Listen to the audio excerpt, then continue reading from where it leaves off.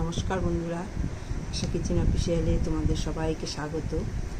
আজকে আমি একটা রেসিপি করব, তোমাদের সঙ্গে শেয়ার করব। তোমাদের ভিডিওটা স্কিপ না করে প্রথম থেকে দেখতে থাকো। এই হচ্ছে মোচা দিয়ে আমি একটা রেসিপি করব। মোচাটা প্রথমে আমি ছাড়িয়ে নিচ্ছি পরিষ্কার করে। আর এখন যদি আমি মোচাটা ছাড়ানো সম্পূর্ণ দেখাতে যাই তাহলে ভিডিওটা কিন্তু অনেক বড় হয়ে যাবে। তাই আমি মোচাটা সুন্দর করে ছাড়িয়ে নিয়ে তারপরে আসছি। তোমরা ততক্ষণ আমার ভিডিওটা দেখতে থাকো স্কিপ না করে। জলটা ফুটছে, জলের মধ্যে এটা সেদ্ধ করব।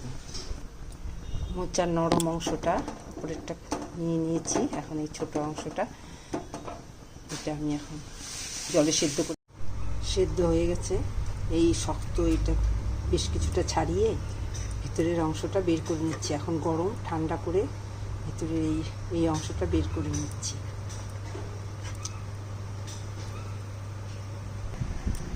এই অংশটা নেব, আর বাকিটা নেব না।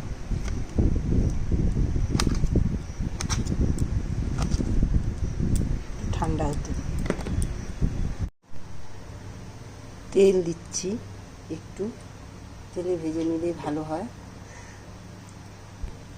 এই দিচ্ছি 3টে শুকনো লঙ্কা আর গোটা রসুন,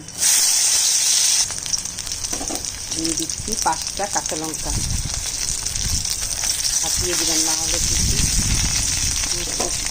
কেটে যাবে, কেটে গায়ে আসবে। লঙ্কাটা একটু কেটে দিলাম, মোচাটা এইভাবে কেটে নিলাম। ভাজা হয়ে গেছে, দিয়ে দিলাম কালো জিরা 1 টেবিল চামচ। এবার দিয়ে দিচ্ছি মোচা, সেদ্ধ করে কাঁচা মোচাটা দিয়ে দিলাম।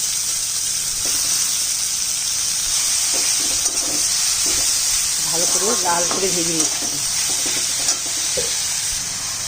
দিয়ে দিচ্ছি স্বাদ মতো নুনটা।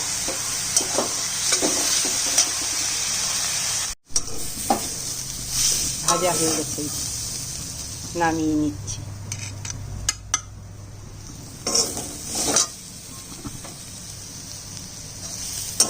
গ্যাসটা অফ করে দিলাম। এবার শিলনোড়া দিয়ে বেটে নিচ্ছি। কেউ চাইলে মিক্সিতেও বেটে নিতে পারে, কিন্তু মিক্সিতে বাটলে অত মিহি হবে না, তাই আমি শিলনোড়াতেই বেটে নিচ্ছি।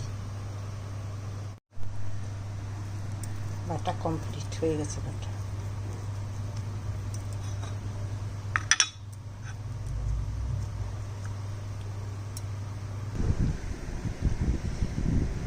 মোচা বাটা রেডি, কমপ্লিট। মোচা বাটা কমপ্লিট।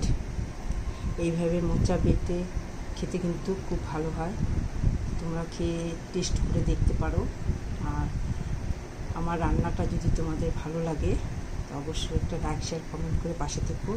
আর আমার চ্যানেলে যদি এখনও সাবস্ক্রাইব না করে থাকো তো অবশ্যই সাবস্ক্রাইব করে দিয়ে নোটিফিকেশন বেলটি প্রেস করে দিও নতুন নতুন ভিডিও দেখার জন্য।